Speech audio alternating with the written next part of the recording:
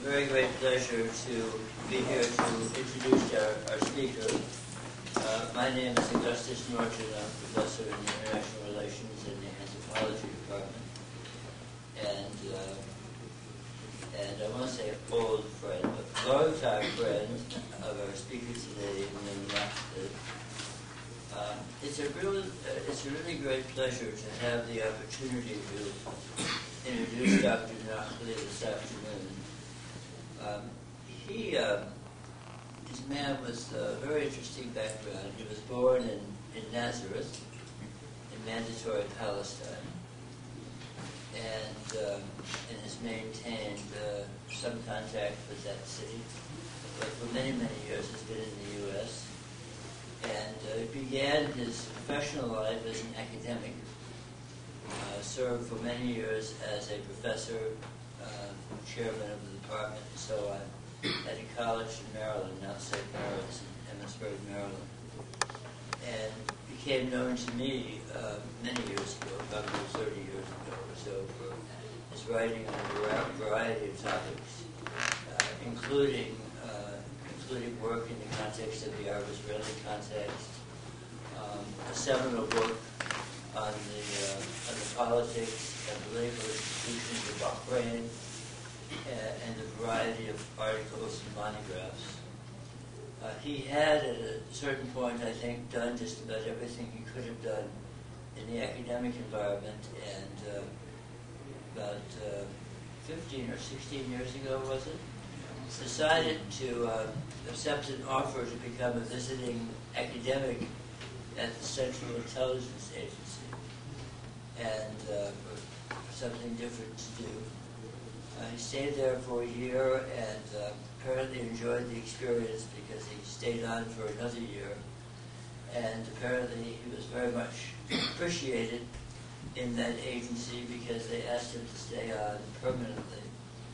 He actually was promoted very quickly in the CIA and rose, by the time he retired a couple of years ago, to the senior intelligence officer rank, which is equivalent basically to the rank of an ambassador or a career minister in the State Department.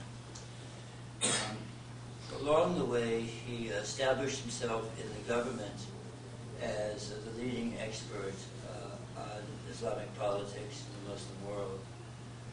I go to Washington to consult from time to time, and it would not be unusual for people to refer not to Dr. Nakhleh or to Emile Nakhleh, but to Emile, and everybody knew who Emile was. In fact, she told me one time that people really didn't know what his last name was. I suspect, briefed the President of the United States a number of times, and other senior officials. Traveled very frequently in the Islamic world. And during the course of the last 8 years, which ended in January, when, in the opinion of many people, including myself, the United States was involved in a lot of things it shouldn't have been involved in, our speaker was one of the people who saw things directly, which is to say, who understood many of the mistakes that we were making. If you read Jane Mayer's book, The Dark Side, if you haven't read that book, I strongly suggest you read it. It was published last year. It's a stunning journalistic account of America's rationalization of terrorism, of torture, I should say, the abuses that took place in Guantanamo, and the general sort of contempt for the law, which was frequently illustrated during the Bush administration. You find in that book a number of heroes. Some of those heroes are named. They're lawyers, for example, in the State Department, who understood that what was happening was wrong and made attempts to stop it. And then there are unnamed officials. I don't know who those unnamed officials were, but I know that there were unnamed officials from agencies like the CIA who also understood that there were severe problems in terms of what was happening in terms of international law and basic questions of morality and dignity. And those people, I understand from that book, frequently took stands which forced people to at least pay attention to the possible consequences of what they were doing. I wouldn't be surprised if one of those people might be in the room this evening. In the course of his work, Professor Nakhleh became necessarily aware of the extraordinary chasm that opened up between the United States and the Islamic world, of course, particularly after the events of September 11, 2001. And he was one of those people who I know was intently concerned with the alienation of many Muslims around the world from the United States. Though he is not himself a Muslim, he was frequently on the ground in discussions with Muslim intellectuals, radical thinkers, intellectuals, and so on, and had probably as well-developed a sense of what was really going on out there as anyone you would encounter. I would frequently see Dr. Nakhleh in meetings in Washington. My experience, by the way, in many of these meetings was that outside academics would be invited to these sort of non-classified, unclassified meetings, and often asked to provide analyses which could be provided within the system, so to speak. But given the hostility within the government during the Bush administration to contrary ideas, it was often, in my experience, important to get outside academics who would come in and say the things that people couldn't safely say within the system.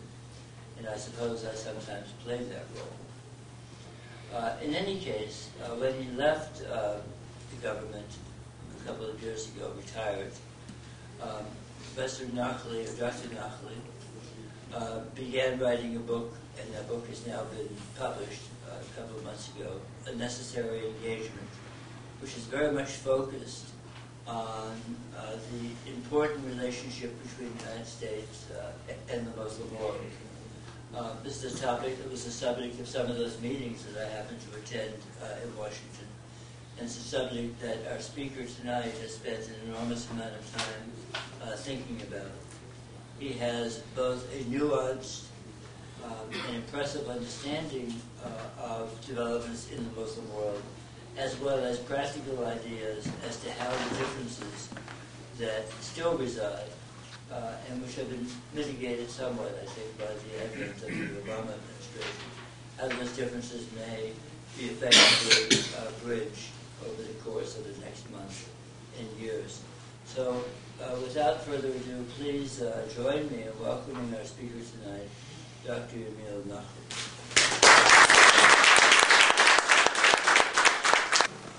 Good evening. Thank you very much, Dick, for your very gracious introduction. I'm very proud to have done what I did in the government, and to have focused on this issue, and to have engaged so many academics, including several in this room, in that work over the years. Just to illustrate what Dick mentioned, when I started in the government, when I was given this position, the director said, well, I haven't done such a position in 25 years. I said, thank you, what do you want me to do? He said, write your job description. So I wrote my job description, and that's what I did for all those years in the government. And I will come to those three issues that I focused on throughout the 16, 17 years in the government. But once I accepted the position, I went to the HR person. Now it's called HR. It was like the personnel office. So I said, what is this GS business? Oh, she said, it starts GS1, GS2, GS3. I said, how high does it go? She said, GS15. I said, I take that. And then she said, we have steps. I said, what is that? She said, 15.1, 15.2, 15.3. I said, how does it go? She said, 15.10. I said, I take that too. So I started 15.10. And then I was promoted since then. But the reason I make this story, I tell this story, is unlike many others of my colleagues, I truly felt free. And I know this is a trite phrase, but felt free to speak truth to power. I did not have to worry about my career.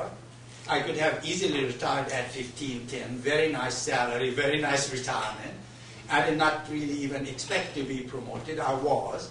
But that gave me the freedom to speak truth to power.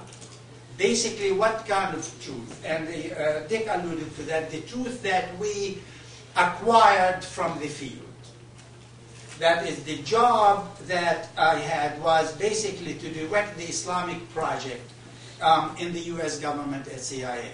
And why was that established? And here I will begin my presentation. I was very pleased yesterday to hear President Obama say a few very important statements in his speech in Turkey. And I also was pleased to see the poll that ABC, Washington Post revealed, showing that a large majority of Americans favored engaging the Islamic world. President Obama said, we are not at war with Islam. We will never be at war with Islam. And that what we have to do is to create a separation between the 1 to 2%, if you will, that is committed to violence or engages in violence or believes that violence is a method of change, and the 98% or the 99% that, though silent, they might have been about issues of violence and terrorism, but that believes in gradual change and in changing the system and working with the system from within. And this has been a major change, especially in Islamic political parties in the last 19 years, particularly since the early 90s. Now, as Dick indicated, while I was in the government, I focused on 3 important issues, the most important of which was what we call political Islam. Not Islamic fundamentalism, not Islamism or Islamist. Those 2 terms, some of you probably know that our publications in the US government do not use fundamentalism and do not use Islamism or Islamists or things of that sort. We use either Islamic activism or political Islam. Because the other 2 really do not give us much analytically to work with as analysts. Now, why did the agency decide to do that? And this is, I discussed this in chapter 2 in the book, and that is the US response to this phenomenon of Islamization. There's been 2 general responses from the US government. One response, particularly since 9/11, is to paint the Islamic world with one broad brush of terrorism. That immediately blurred the vision of the Islamic world, and that immediately told the Islamic world that we are at war with Islam. And that was very disturbing to me and to many analysts who were focusing on the Islamic world from within. Now, I was very fortunate really in that position to visit over 30 Muslim countries frequently, from Central Asia to of course, the Middle East, East Africa, West Africa, the subcontinent, Southeast Asia, China, and so on, plus several Muslim minority countries, including India and the European countries, and Australia and New Zealand. But in these trips, we discovered a phenomenon that we called Islamization in the last 2 decades. And Islamization, basically, Muslims becoming more aware of their Islamic identity and wanted that identity to govern their existence in society. Not just as a moral compass, but some in education, in economics, in the judiciary, in legislation, and so on. So we wanted to focus on that to understand this phenomenon, to see the diversity of it, and to begin to inform our policymakers about it. So the one response was, unfortunately, from the policymakers is to paint the Islamic world with the broad brush of terrorism.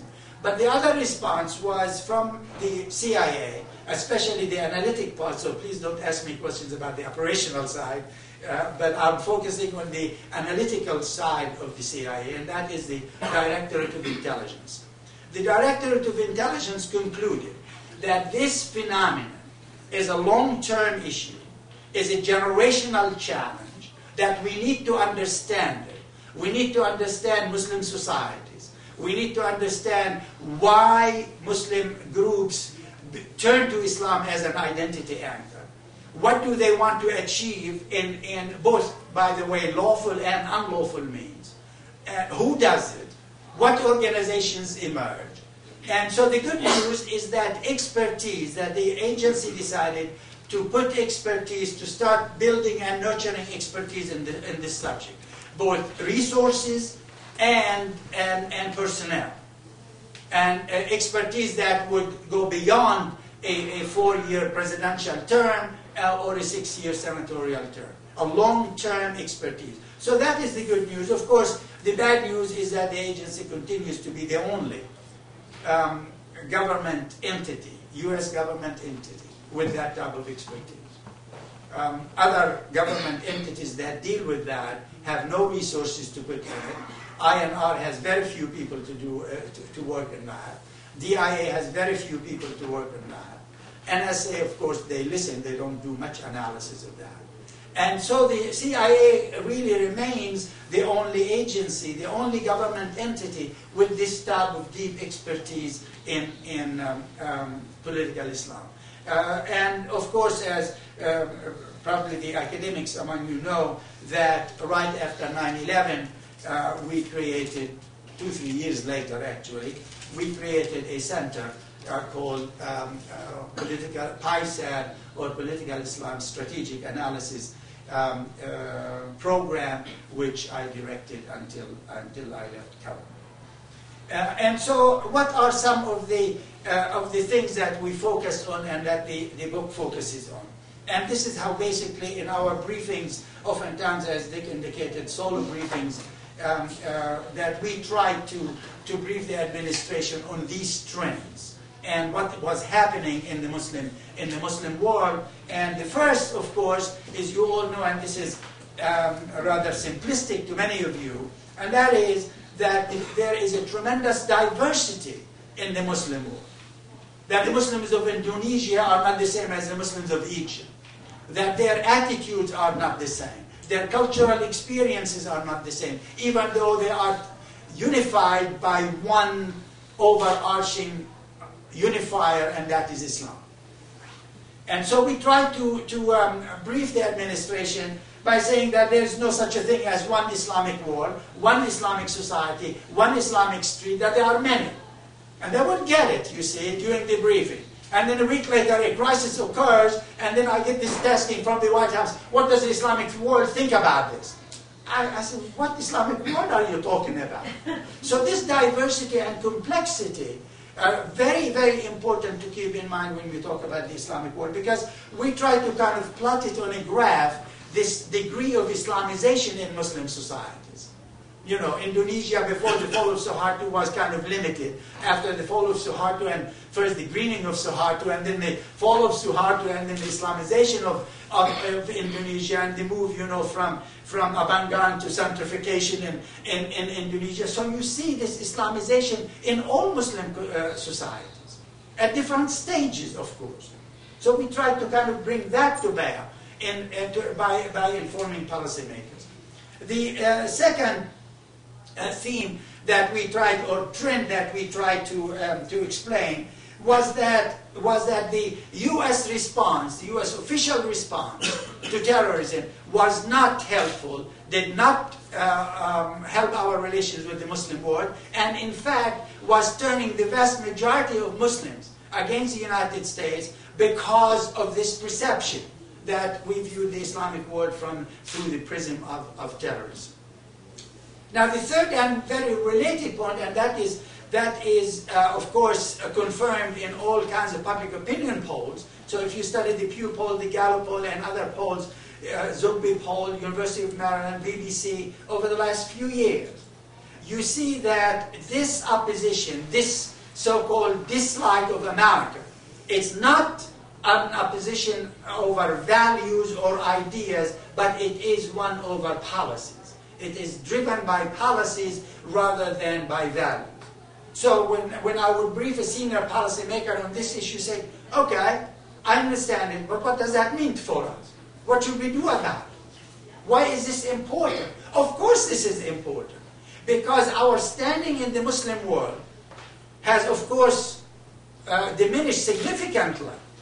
But if our standing used to be high, and if it is driven by policies, because of specific policies, our standing has gone down, then it is reversible. And this is the key argument that the book makes, that this low position that we have in the Islamic world is reversible. And it is reversible because it is one over policies rather than over values. And the reason is that when we ask Muslim interlocutors or interviewees whether they supported ideas of transparent and accountable government, or whether they supported ideas of representative government, whether they supported ideas of free press, well, vast majorities would answer in the affirmative. Well, obviously then, those ideas that we consider ideas of good governance were accepted by majorities of Muslims worldwide.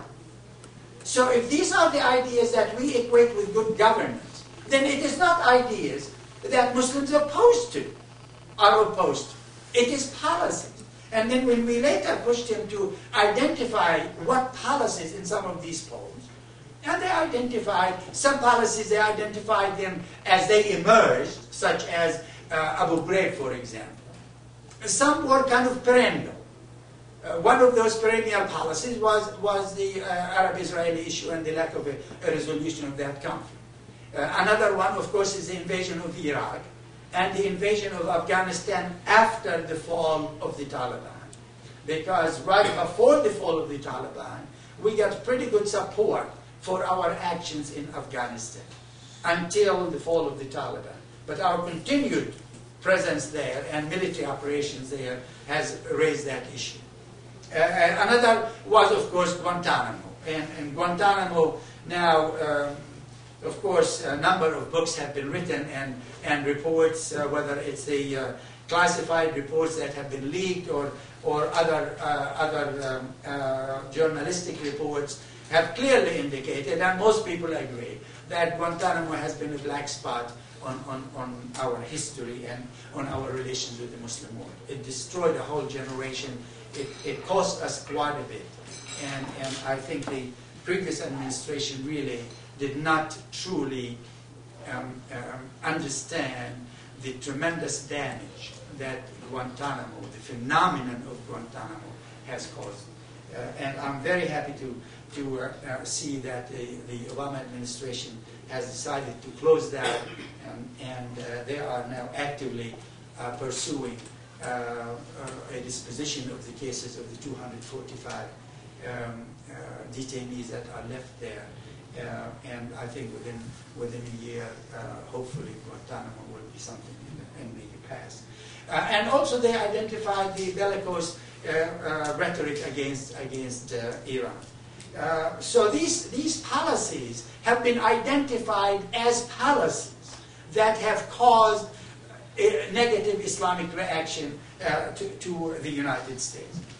In addition, the other theme that, or trend that we try to brief, and the book talks about it, and that is the growing debate within the Muslim world itself. Now, unfortunately, much of that debate has not been translated into English. You see, fortunately, there are a number of academic blogs, and they translate some of these articles and they put them on these blogs. But there is a tremendous, vibrant debate going on in the Muslim world about participation in politics, about change from within, about the role of Islamic organizations and Islamic political parties. And we used to argue and really debate, and I kind of mentioned that a bit in the book because some of it was redacted from the book, really. But there was a lot of debate whether we should engage Islamic political parties. And our view was very basic and simple. You know, none of these ideas really is a rocket science. And that is, you cannot talk about reform in Egypt, political reform or economic reform, for example, without engaging the Muslim Brotherhood. You cannot talk about political reform or economic reform in Palestine without engaging Hamas. The same thing applies to Hezbollah in Lebanon. I mean, and it applies to many other political parties across the Muslim world. We studied over 130 political parties, Islamic political parties and groups, for years throughout the Muslim world. We practically interviewed most of those parties, and from the extreme right to the extreme left. And so we would come back with a report. We call it TDY trip report, and we would summarize it and put a page or two in the PDB, that is the President's Daily Brief, and would go downtown. Every time I came back from a trip, I would go downtown and brief on it. And the same theme emerged. We would need to engage these parties. So the debate then was within the administration and in the Muslim world, and it's a fair question, I guess, it used to be, not any longer really, have they made this shift strategic or tactical? Now, somebody in the administration would kind of try to challenge me. How do we know that these parties have made it strategic shift? You know, finally I got tired of this. I said, this is the wrong question.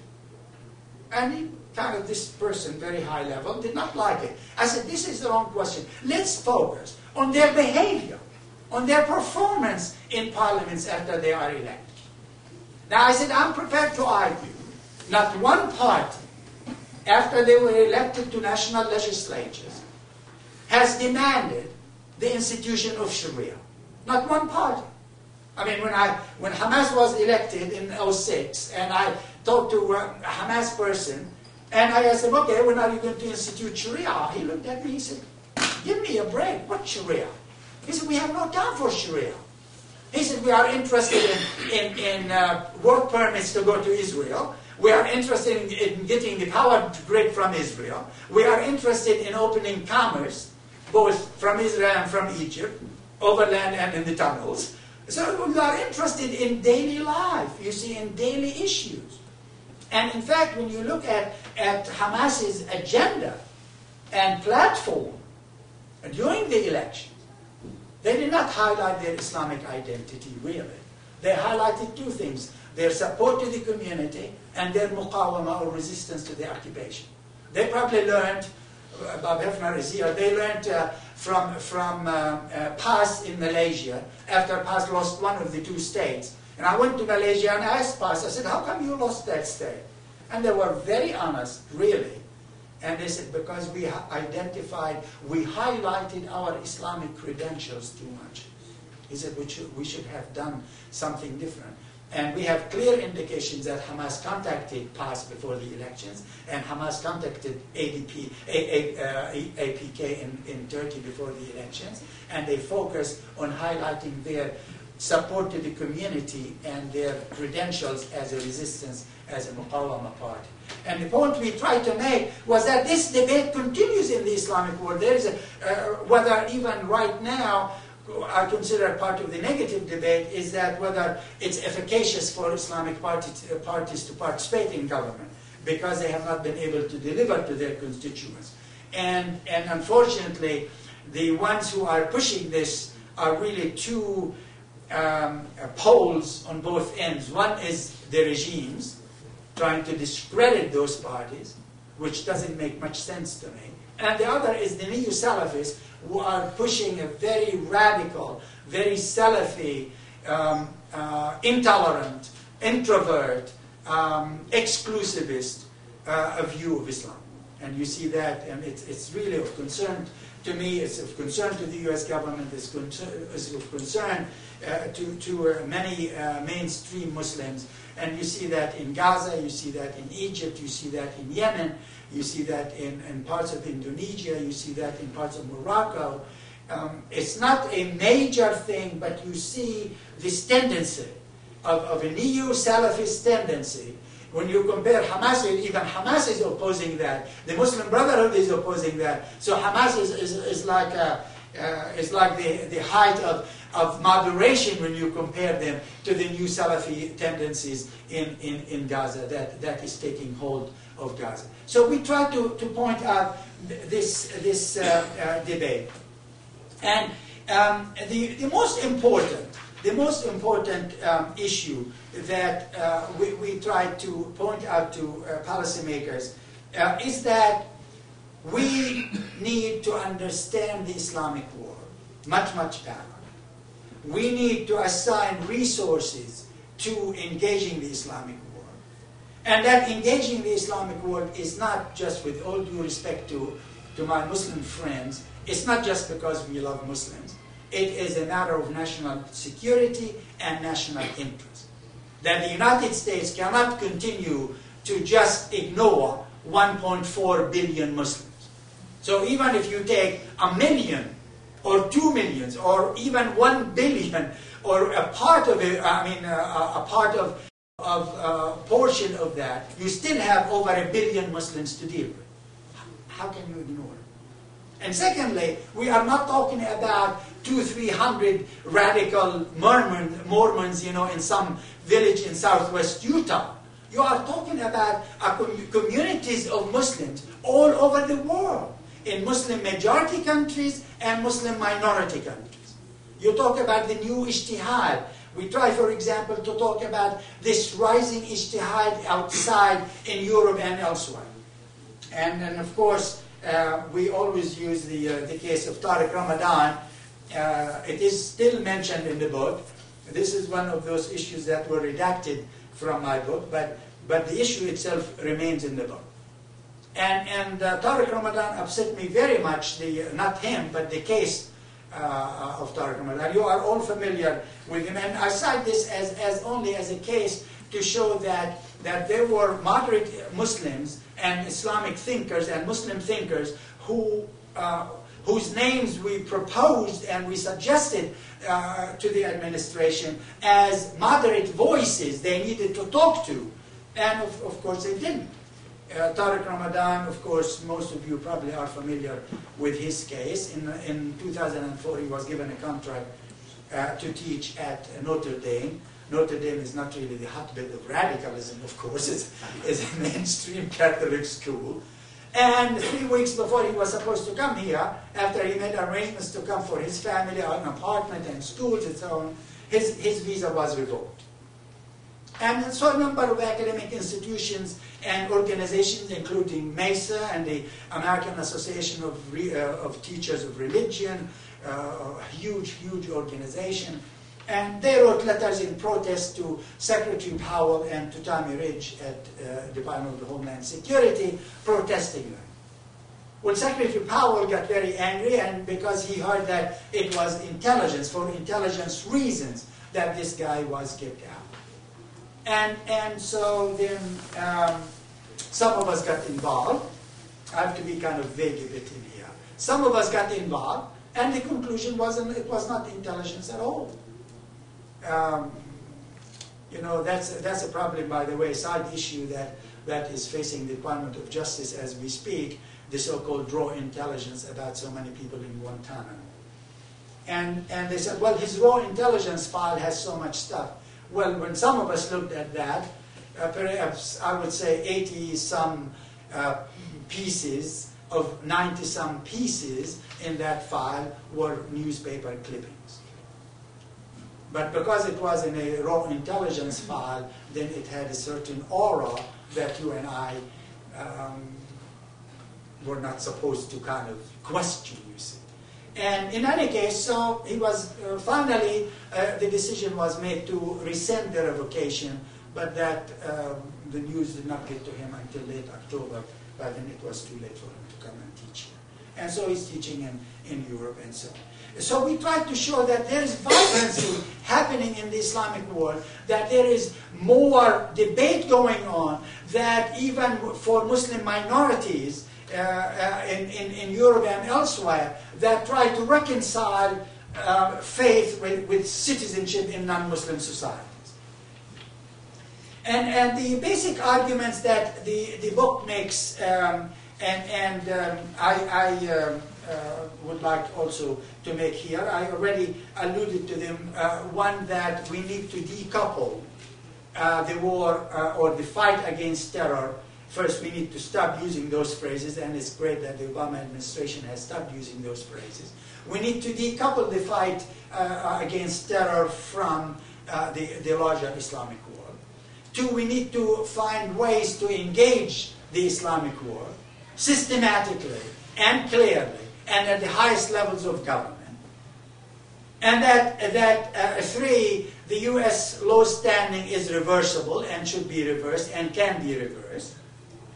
And that four, that this effective, for it to be effective, this type of engagement has to be based on, as the President said in Turkey yesterday, on mutual respect, justice, and fairness, and that we need to recapture our image, previous image, of being an honest broker in the Arab-Israeli issue. Now,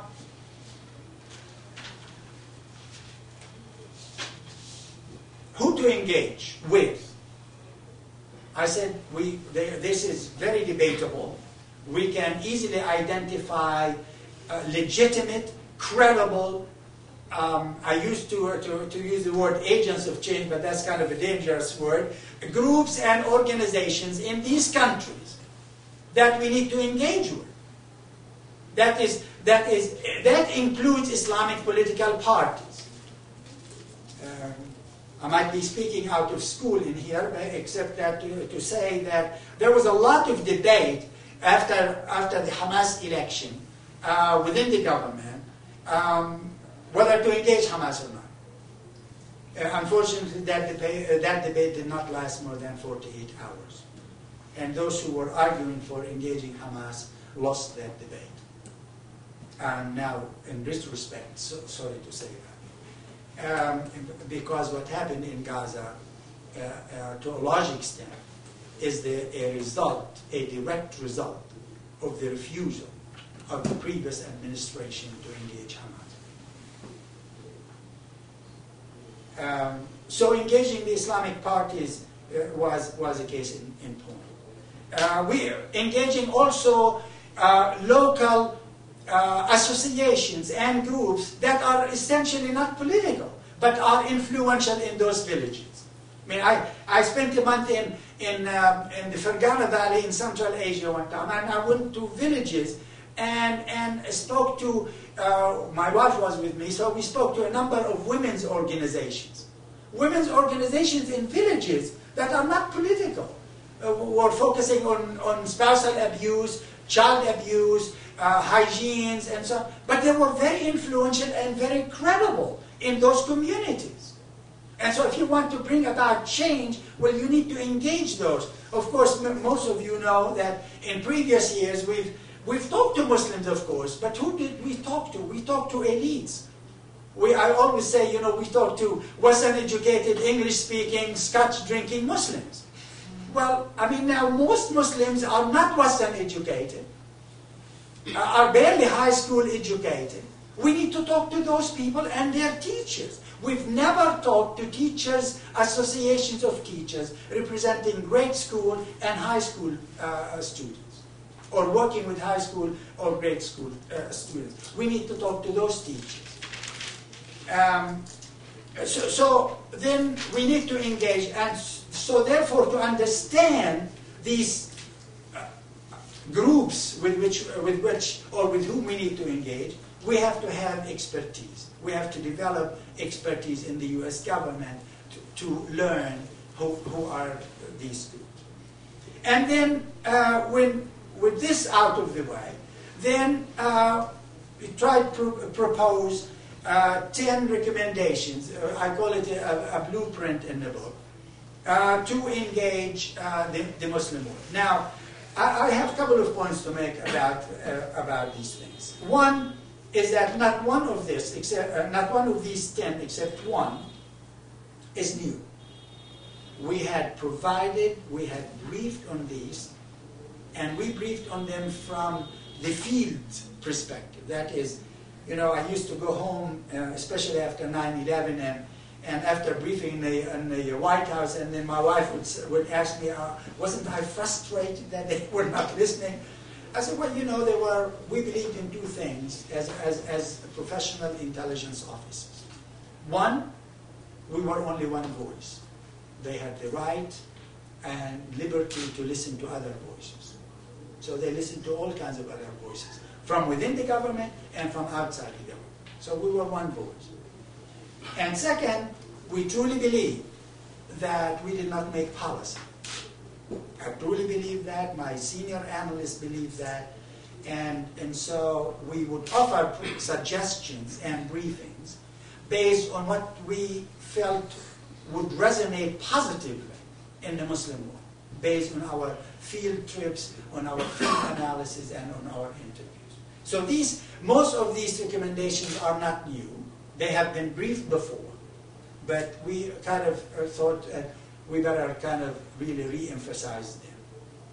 And the first, and I kept it in the book, even though we did appoint an ambassador, was to appoint an ambassador to the OIC. Now that was a very controversial idea the first time we briefed it, and that was probably about 4 years ago. And the controversial idea, not from the Muslim world's perspective, but from the Washington bureaucracy perspective. And there was really serious argument back and forth. And we thought that the Muslim world would respond positively to the appointment of a distinguished American Muslim. And as you know, the American Muslim community has made unbelievable strides in all fields, in all walks of life, from space science to Fortune 500. If you look at the Pew poll in 2007 of American Muslims, you would be really very impressed by their achievements. So a distinguished American Muslim, unfortunately, has got to be a male. Sorry about the ladies in the room. Preferably Sunni, not only accomplished in his field, but also with deep knowledge of Islam and of languages, one of the languages spoken there, Arabic or Urdu or Farsi or Bahasa Indonesia or whatever language that large numbers of Muslims, Turkish, large number of Muslims, although the Turks don't like to be identified as an Islamic state, but one of those languages, so that this person can go to Mecca, can go to OIC meetings, can discuss with them issues.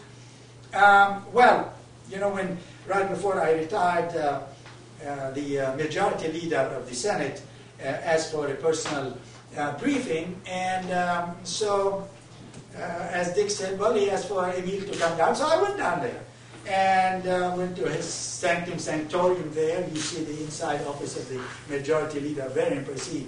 He gave me a fantastic lunch, very nice sandwich, really, and potato chips. And so then we were talking, and then at the end he said, I understand you are leaving the government. I said, yeah. He said, well, you will be that ambassador. I said, Senator, I said, a Catholic from Nazareth doesn't cut it. It's got to be a distinguished American Muslim, you see.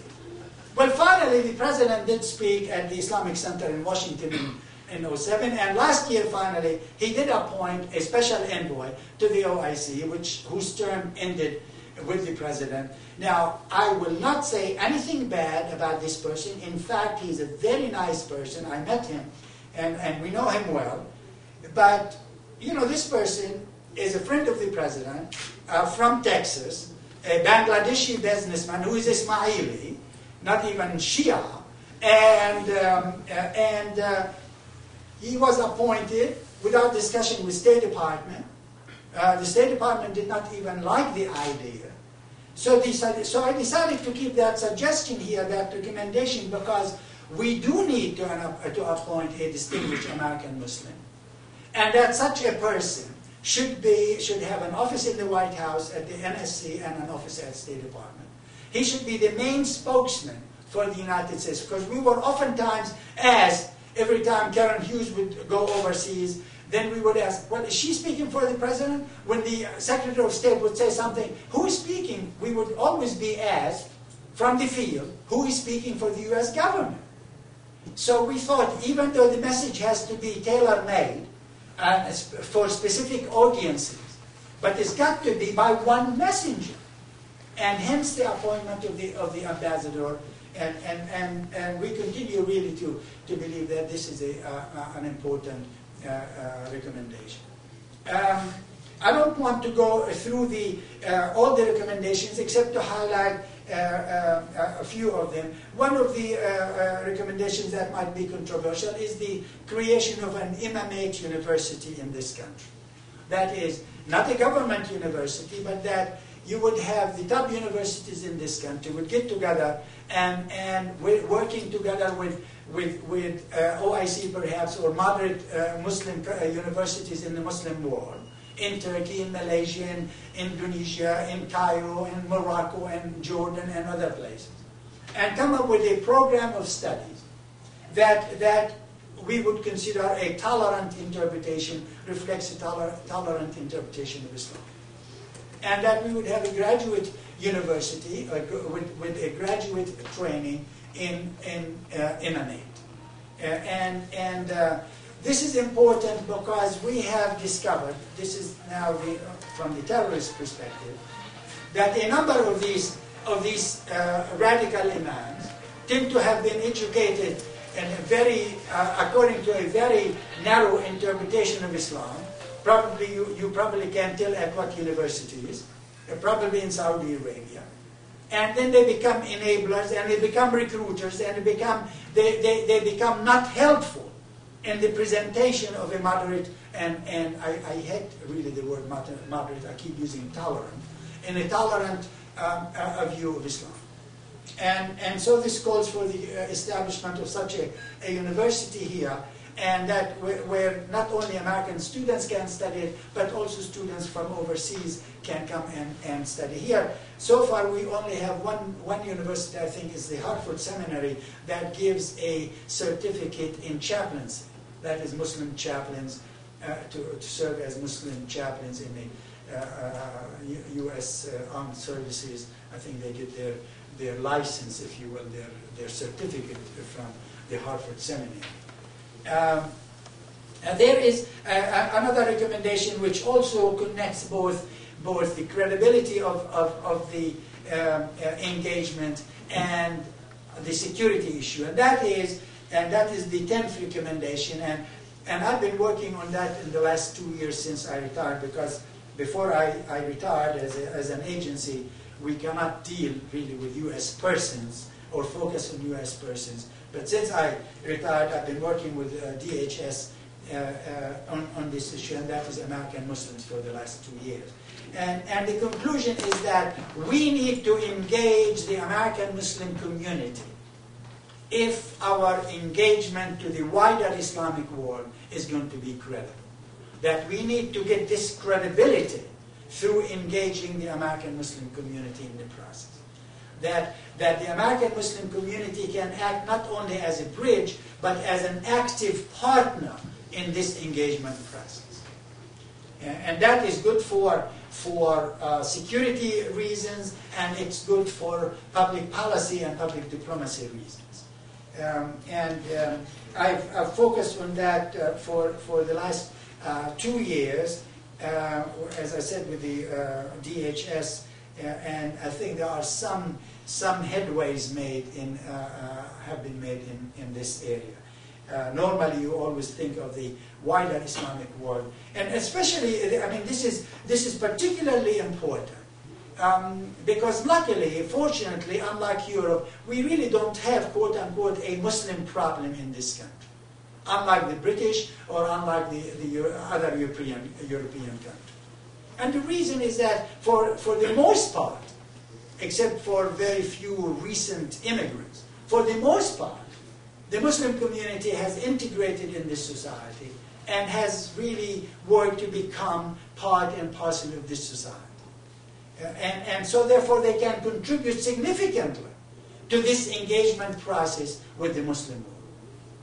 And as I said, this is not rocket science, but it is important. Now, the final couple of points I want to make is that this engagement cannot be done on the cheap and requires a deep commitment, serious commitment in resources, and perhaps even some reorganization in the U.S. government in Washington.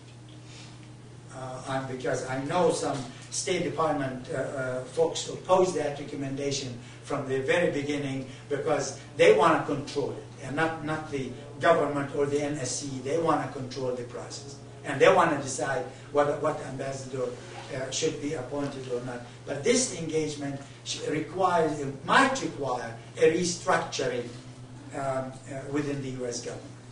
indeed on a very minor, micro level, the creation of the political PISA that Dick and Tom and Bob and the others are familiar with was not created easily without. We'll just stop there without much bureaucratic infighting, and we fought for it and we won because they saw the logic of it, the need for it.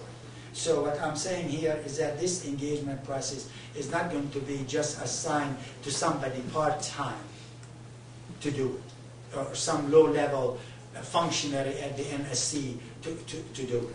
Because that's what happened in the last 8 years about engaging the Islamic world. And that's why it did not work. And it should be, this reminds me of one time I took a trip to Israel to study the Islamic movement in Israel. That was the first time we've ever even attempted to analyze the Islamic movement in Israel. And our person at the embassy, he said, well, you should talk to this gentleman.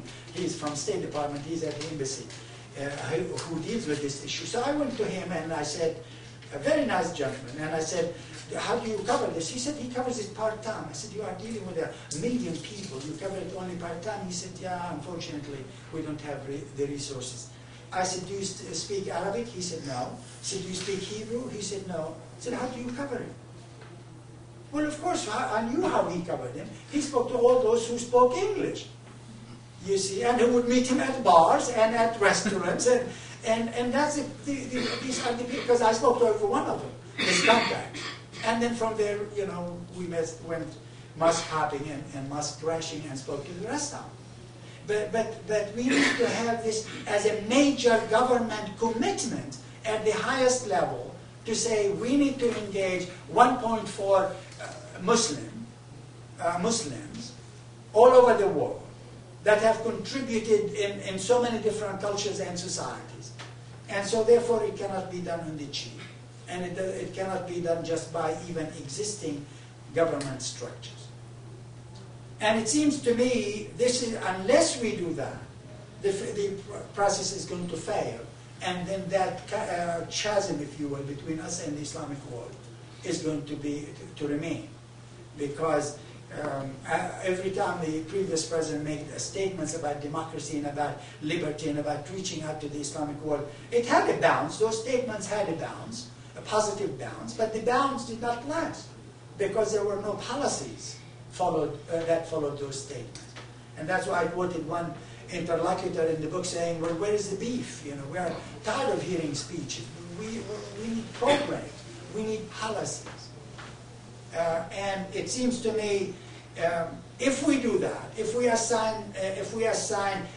believe that it is a matter of national security, that it is, and we assign the right resources and long-term commitment and expertise, then I think through that we can recapture our past image of hope and of liberty and of human dignity and the rule of law. Thank you.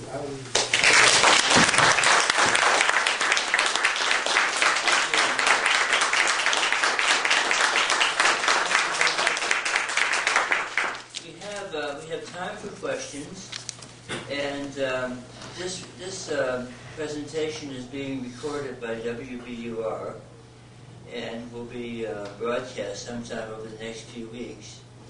So if you have a question, please wait for the microphone. I think we have a wireless microphone. Yep, and they won't be heard on the PA, it'll just be recorded. Just be recorded. And if you care to identify yourself, that would be nice too.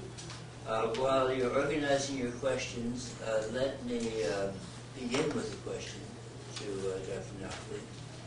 You mentioned several times during the course of your presentation that portions of your book, and I should mention the book is Necessary Engagement, which is published by Princeton University Press. And I think by some magic there are copies outside. So if you care to have a copy, particularly a signed copy, they'll be available after the questions and answers. And there'll also be a reception, by the way, as well. But you mentioned several times during your presentation that sections were redacted. Now, when I write, I have to fight with editors and copy editors and so on, but I don't have to worry about redaction. So, could you explain to us how that process works? I suppose you had to sign certain kinds of agreements when you worked for the CIA. Right. So, do all the juicy parts get cut out? Thank you. I thought this question would come up when I mentioned the word. We have a center at the agency called Pre-Publication Review Board. Truth in Advertisement, I used to serve on that board, representing the Director of Intelligence. Every directorate has a representative on that board. So I had an idea, really, of what to write and what not to write. Now, whenever you work for the agency, you sign what we call the secrecy agreement. And that is everything you write until you die, really. It has to be sent in for review. Now, basically, we focus on two things. That is what we call sources and methods. This has changed a bit since Gaz and the Goslings came to the agency after George Tenet left. Kind of added a few more things. And so they review the manuscript. Actually, I sent in my manuscript, and they focus basically on these sources and methods. That's it, really. Now, there are other things in the previous administration that opinions that are critical are also thrown out, but they kind of did not touch many of those in my book. The process went really very well. It took about eight weeks, and the end result was that they redacted 800 words out of 56,000 words. So that was really very, very little. And I must admit, they had the right to do that because I did push the envelope on those two issues. But they kept the issue in the book. So those of you who kind of follow, for instance, you would see the mention of Tariq Ramadan, and you would see a paragraph. Of course, I would not have introduced that subject with one paragraph. So there was a kind of a discussion about that issue. And the reason they have the right to do it, because the only knowledge I had of the specific details of that case, I could not have gotten from anywhere else. In other words, I got that knowledge only from my work on the inside. So they said, well, that's still classified, so therefore you can't put it out. So they kind of redacted that. They redacted parts of the debate about the creation of PISAB and about related issues. The issue itself, and especially collection, it is mentioned in the book, but again, it's with one paragraph. And of course, I would not introduce the subject if I was going to spend only one paragraph on it. So, and then they have to see the galleys, the page proofs, and they did, and they redacted 3 words because they said those 3 words were not in the version that they saw. So I was happy that they assigned one senior SIS full-time to focus on that manuscript. And so he read it many times over. He knew every word on every page more than I did. And so he said those 3 words were not there before. I said, well, Princeton must have introduced those. So they took him out. So it was a nice process, really. It was not all that bad. But once they accepted the book, so now I can talk about this book and everything in the book without, I have to tell them that I'm writing such and such, but it is from the book, so they don't look at it, as long as it's from the book or related to the book.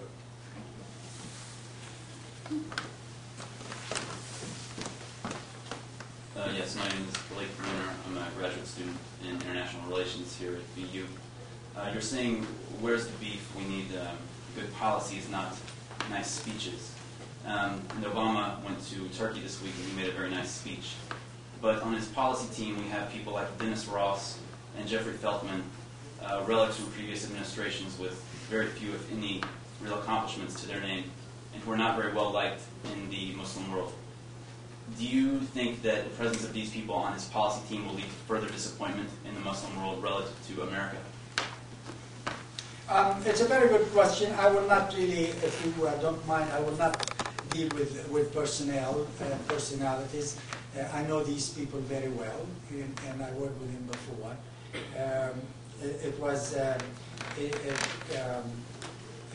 It is not a secret that I recommended that they appoint an envoy to Iran with deep expertise in Persian culture, in Iranian society, and Iranian language, and Iranian history, and Iranian self-image. And I don't think any of the two people you mentioned have that expertise.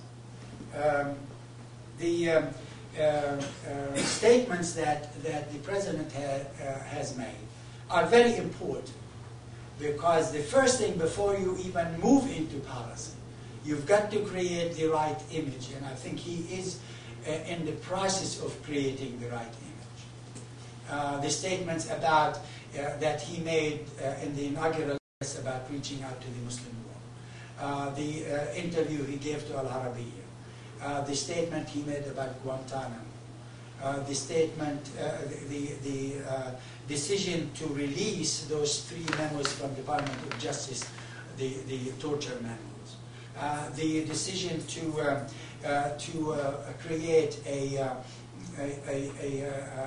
blue ribbon commission from within DOJ, Department of Justice, to make a recommendation and resolve the cases of those people left at Guantanamo. And I'm in contact with this group.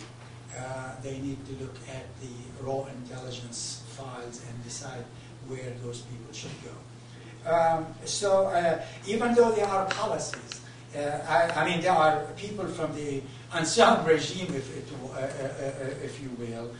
You can't obviously have totally new people, in the sense you kind of keep some of those people in, but the policy is driven from above. That's what we saw the last 8 years. Even though we had people at state and at other institutions who thought the policy was wrong, the policy was still driven from above. And I'm hopeful that on the positive side, that the policy is driven from above. If you take, for example, the most challenging now, I think the 2 quick points I would make would be, one, that I'm not Pollyannish. These are not naive recommendations, that they recognize that there's a major challenge. That because one of the recommendations is the institutionalization of democracy. Well, of course, that will bring us in conflict with authoritarian regimes, and this administration has got to resolve that. I mean, there will be a tension, and there will be a challenge, and it's not going to be done easily or overnight. I mean, the metrics to measure, we don't even have the right metrics to measure success or failure. It will take years before we begin to notice results.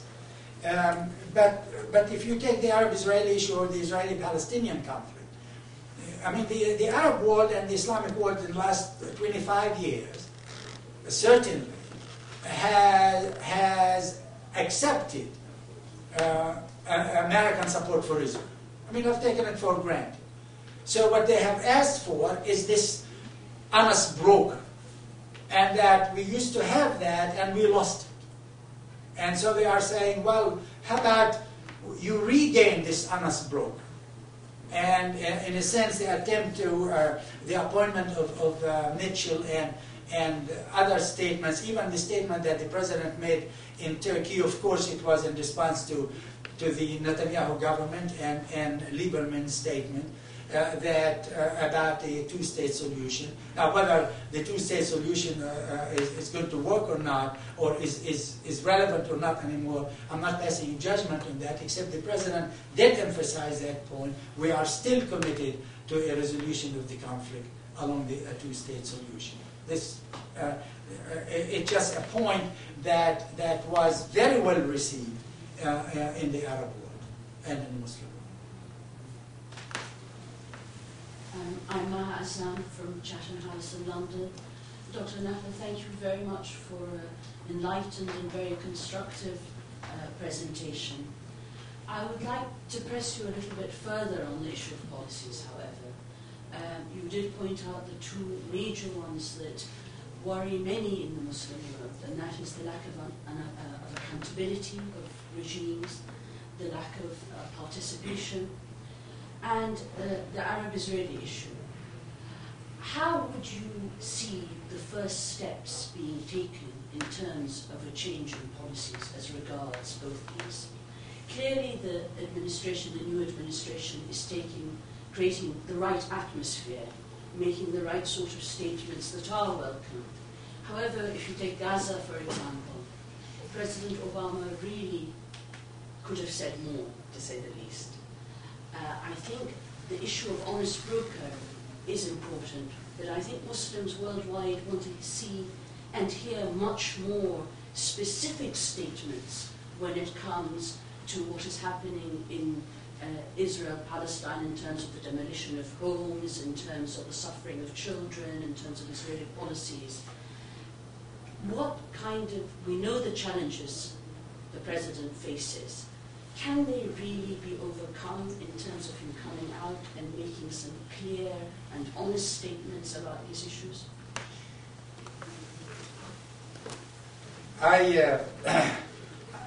I'm basically a kind of an optimist by nature, having gone through the last 8 years, I think I'm driven to be more even optimistic than otherwise. There are two major challenges you identified. One is the authoritarian regimes, and what would be a kind of a first step is, without making any statements, any major statements, just start contacts with Islamic organizations and NGOs and political parties in these societies. I mean, regimes are not going to lie. We used to have contacts, by the way, with the Muslim Brotherhood. The last contact I had with the Muslim Brotherhood was in 1997, 98, and then Mubarak said no, and we stopped. I don't know. We relied on these regimes for their cooperation in the counter-terrorism effort after 9/11. But I think we are moving to a new era, and I think these contacts should stop. We have to take perhaps a more nuanced approach to Hamas and Hezbollah, because we have them unfortunately on the terrorism list in this country. I always say we should have taken, or we should take a European type approach, and that is, there are certain acts that these groups have done that can only be described as terrorist acts. We cannot escape that fact. But it's also possible to talk to the rest of the group, and whether in parliament, whether on other issues. So the distinction here is that we brand the entire group as a terrorist organization. And my argument is that, how about we focus on some acts, if performance is the metric, rather than their ideal. Let's focus on some of their acts and condemn them as terrorist acts, but let's also engage them in other areas. The same thing, in a sense, with Iran. I mean, we kind of highlighted Iran's nuclear position, and so therefore we can talk to Iran. I'm very encouraged by the direct approach to Iran, because this is the argument that we have made for years. You know, I just finished reading a book, an excellent book called Nuclear Express, by two very distinguished scientists, Reed and Stillman. It's a Nuclear Express, the political history of the bomb. I recommend this book very, very highly. It's a big, thick book, very beautiful read. And you know, there are two takeaways from this book when I finished it. One is that any country with resources and intent and desire to go nuclear can go nuclear. Any country, from the 40s till today. Some countries that rely on their indigenous expertise would take him longer, like India.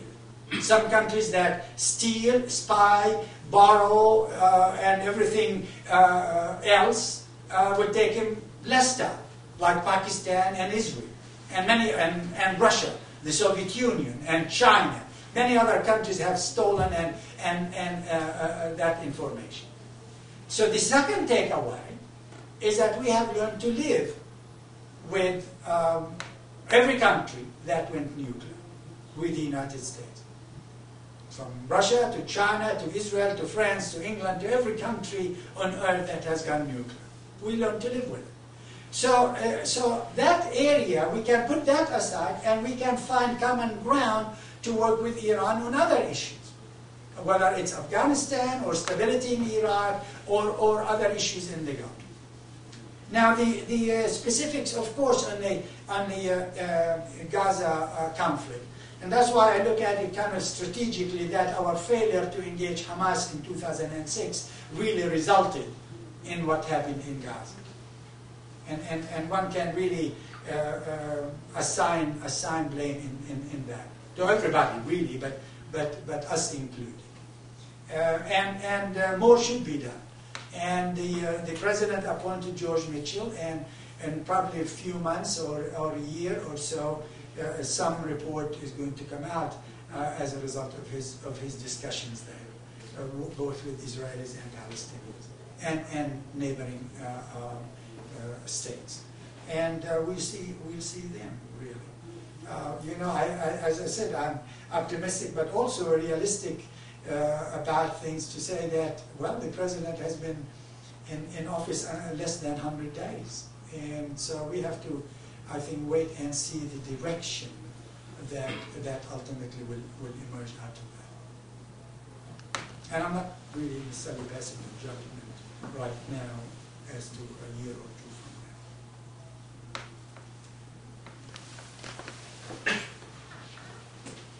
Thank you, Dr. Nakhleh, and thank you, Emile. Thank you for your service, as well as just an outstanding presentation. But when I think of Washington, I think of few figures who astonished me more over the years than you, and I just have to stand up today and say thank you out loud several times, and I am doing that. So I do have a question. My question is, where do you see in the Muslim world itself particularly interesting developments, particularly hopeful political developments that might have implications for areas beyond the individual countries? It's a very good question, and this is a question that we have, I must admit, dealt with for years, especially in recent years, since 2004, really, in the government. And you can do the research and so on, but based on what I know and my own view, is that positive developments are occurring, and I expecting over the next 5 to 10 years to occur outside the Arab heartland. And that is, I'm referring to questions of ijtihad, and that because of the authoritarian regimes. This is one of the reasons why, I was always asked in the government, why aren't they speaking up, those people who oppose terrorism, or who oppose Al-Qaeda, or who oppose Osama bin Laden? Every time Osama bin Laden or Zawahiri gave a speech or audio or video, I had to go to the office, analyze it, and go down and brief them. And why don't they oppose it publicly? The fact is, many of these authoritarian regimes do not allow this public debate in those societies, particularly when it comes to religion, for fear that this debate would turn quickly against the regimes. And so you find that some of these regimes, of course, are even encouraging the most vile interpretation, the most Salafi, radical, intolerant interpretation of Islam to fight other mainstream Islamic organizations in those societies. So You know, whether in Egypt, I mean, we have like Muhammad Jahrur and the traditional kind of thinker in Syria. He has, I've seen him and talked to him several times in Syria. And he survived because his books don't criticize Syria. I mean, he wrote a book on despotism one time, and I flipped it, and I have an autographed copy from him, and I flipped through the book, not one mention of Syria. And he was talking about despotism. Now, of course, you see, so he survives in Syria. So those regimes, and not just Syria, many of the Arab regimes do not allow debates, do not allow open discussion of issues, particularly in relating to Islam in those societies. And secondly, many of the Arab quote-unquote secular elites, Muslim elites, have hitched themselves to the wagon of the regimes, and they became discredited. They have really become bankrupt. They have no ideas to offer. And so the Islamic parties and groups are the ones with ideas, and of course they are not allowed to function freely by the regimes. If they are, they become tokenism, or if they are in Jordan, you have gerrymandering of the electoral law, and in Egypt are not allowed to form a party, really, so they run as independent. So this kind of ijtihad, I find, is happening in Europe, is happening here, is happening in Indonesia, is happening in some parts. I mean, ultimately it will go back into the heartland. But in Indonesia, it didn't happen under Suharto, of course. It happened since the fall of Suharto. In Indonesia and Malaysia, as you know, it really didn't happen under the previous perennial prime minister. And until in recent years, it happened. In Central Asia, it hasn't really truly happened because the Soviet era disappeared, but the same offices, the same people, the same power elites remain in control under different names. I went one time to visit one of those officials. I tell you, I got really very scared when I went inside this office. I had to pinch myself that I was not in the Soviet Union, in the former Soviet Union. I was in a different country, but it's the same.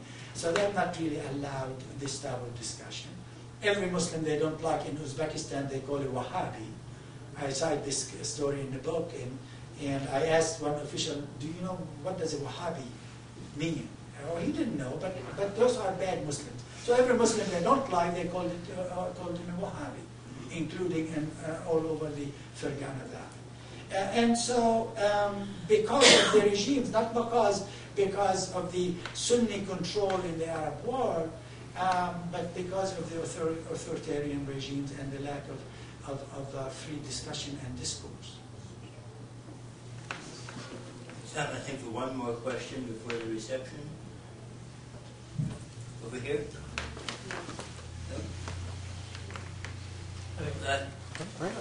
There we go.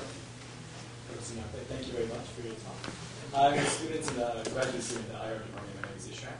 And my question about the part of your book that I was really interested in was how you had said engaging the Muslim American community and certain moves that you had said about creating an imamate or this type of seminary or these organic Muslim movements that will somehow fall back and trickle down into the Muslim world. My question to you is that I've seen an organization like the American Islamic Congress, and I've seen this whole notion of that there's going to be an implemented like seminary type of program. It does not seem organic enough to me, and it comes off as something that would not necessarily sell to Muslims. I may be off on that, but I was just kind of curious if you could elaborate on how that would work out. Yeah, I kind of discussed that. Thank you. Discussed that in that recommendation in the book. It is not going to be just another what we call establishment Islam. If it is, it's going to be really a rigorous academic program that top American universities should get involved in collectively in designing this type of program. I mean, we have very distinguished institutions in this country, and of course they can come up with this type of program. And ultimately, all of this really is to empower groups at kind of low politics and individuals. I just really yesterday on the plane finished reading a book, a fantastic book just came out. It's by Joshua Cooper Ramo.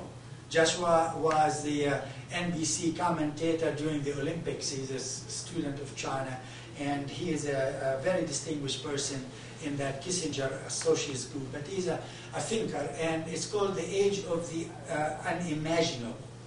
And the end result is that we are going through a whole revolution, the world, and ultimately the way to do that is to empower individuals and groups at the low politics level, at the societal level. And that's his argument. And I think this type of institution, you bring in universities, not necessarily established organizations, but universities to come up with this type of program of study. And I must admit, I'm biased toward this recommendation, and I come at it from my experience with terrorism and with enabler imams. And we've had a number of those people, and when one of us went to Guantanamo and interviewed some of the detainees, this type of phenomenon emerged quite a bit among a number of detainees. How did this kid from high school within 2 months found himself in Peshawar or in somewhere in Afghanistan? Well, and he was working with some of those imams, and so what I'm saying, and we have issues in this country where we have some imams who come to mosque because we don't have enough trained imams in here, and we train somewhere else and come with a specific ideology. And of course, in the last 3 decades, we know what country provided a lot of scholarships because of money to go to those institutions. And the Wahhabi type interpretation of Islam produces this type of imam. And unfortunately, this is not to criticize Saudi Arabia, except to say that this interpretation is intolerant, is exclusivist, does not allow for relations with not only non-Muslims, but with Muslims that have different interpretation. The takfiri thing developed against other Muslims, not against Christians and Jews, against other Muslims. Once you declare them kafir, well, that's it. It becomes, justified to do away with that person. So we really need the type of education that is different, and that's the recommendation for an imamate. It might not be the right approach, but the idea is through education. We have studied, and some of the academics here, of course, are familiar with that, textbooks in several Muslim countries, grade schools and high schools, and what they teach in those textbooks is very important, and it creates a certain worldview among the youth. And those textbooks vary between Saudi Arabia and Morocco, for example. And so that's important. So education becomes very important, and hence that recommendation. Thank you very much.